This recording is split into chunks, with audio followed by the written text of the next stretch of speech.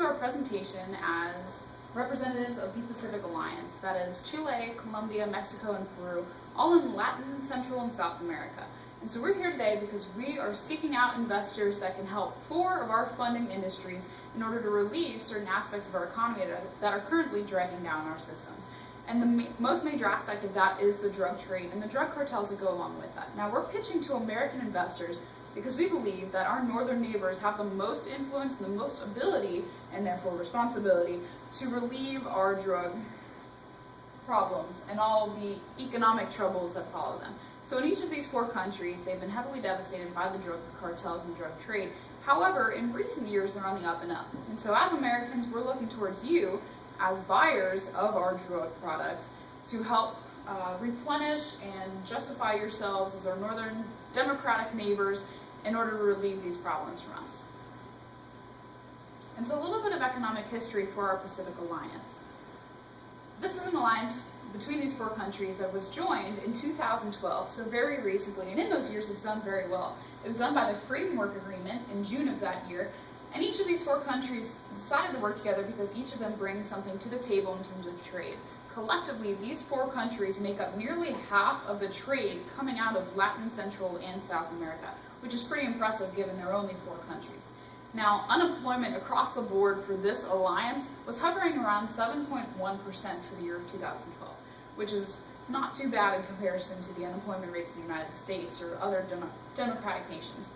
Now, inflation rates were 2.7%, and our exports were 556 million, while our imports were 551 million. So if you look at that from a credibility standpoint, we're exporting about 5 million more than we're importing in. And that's in the year of 2012 alone, the same year we created this alliance. So instantaneously, we received a trade boost from forming this alliance, and clearly in the years since then, we've done even better. And so as our credibility is established in a more great way, we'd like investors such as the United States to be able to come invest in us, give us those loans, so that in return, we can repay our debts and create even stronger economies without the drug trade and the drug. To reiterate this, our alliance has put together a bit of smart art using photos no doubt taken from the United States. And so up here you'll see looking for a job. Unemployment is worldwide, and so our small number of 7.1% is not detrimental to our ability to become someone you could lend funds to as Americans. Now our average inflation rate, 2.7%, it's a relatively low number. I think we're holding stable, and in the years since, you'll see that that's true, and accounted for 50% of trade in the region. 50% of trade in the entire region of South America, which if you look at a map, is a pretty large continent. And so the fact that all of those countries tied together in Latin, Central, and South America to receive 50% of this trade, already in 2012 we're dominating the board, and in the years since we've continued to dominate the board, which makes us a prime candidate for funds for American investors. We're going to talk about the economic situations in each country, starting with Colombia. Now Colombia, the first thing to note is that Colombia has, the real GDP has grown more than 4% in the past 3 years, and its debt has even been upgraded to investment grade. What does that say? Basically, what it says in the name is that this is a country that you want to invest in. Now, concerning the economy, its main exports are energy and mining exports. And going with that, it is the 4th largest coal producer, and it is the 4th largest oil producer in all of Latin America. Now, one thing to note that isn't that great is that the unemployment rate is 9.7%. We're hoping that with this deal, it will decrease the unemployment rate as more money and more jobs flow into the country. Now, the next country to know, and perhaps the biggest and one of the most successful countries in this alliance, is Mexico. Mexico has a $1.3 trillion economy, which is mainly oriented towards manufacturing. Now, thanks to NAFTA, the North American Free Trade Agreement, Mexico's manufacturing has escalated as more and more factories that were originally in America moved to Mexico, and it is the 2nd largest export market for the U.S. and the 3rd largest import market. So what does that mean?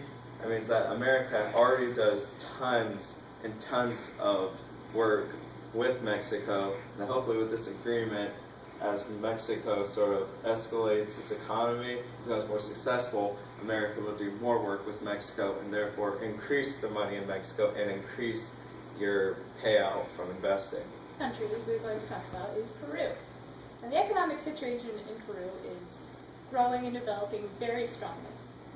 As you can see, the economy has grown about 5.6% per year after this trade agreement developed. Now, Peru has lots of mineral resources which are contributing to this growth. Silver and copper is very big in Peru, and so are fishing along the coast. So, as you can see, their economy is diverse and is developing. Now, Peru has already been developing trade agreements with several countries, including the US, Canada, and China. Now, as investors, we hope that you would like to further develop and increase this relationship, bridging national divide, and we hope that this can help both US and Peru. Another good result of the trade agreement, the Pacific Alliance, is that the national poverty rate has been reduced by 28% since 2002. Now that is a huge number, very indicative of the strong and growing economy that Peru has been showing in recent decades. The final country in the Pacific Alliance is Chile. Now Chile has the strongest sovereign bond rating in South America. Now what does that mean? That means that Chile, as an investment country, as a place where you can feel safe putting your money, is phenomenal. I personally would put my money in Chile, the strongest sovereign bond rating. So people in Chile can feel safe with their money, people in America can feel safe with their money, investors around the world should feel comfortable and proud to put their money in Chile. And why is this so good? Chile has also, such as Peru and the other countries, diverse mining and farming and other sorts of industry in Chile. No. Mining alone accounted for over 19% of government revenue in 2012. And as a result of this growth in the economy, the real growth of the entire economy in Chile has grown an average of 5% per year. Now we can see this trend across all 4 countries in the Pacific Alliance, that since their signing of the Pacific Alliance Agreement, their entire economy has grown by at least 5% since those years. Now Chile also has already signed many trade agreements, over 22, which has encompassed over 60 countries around the world.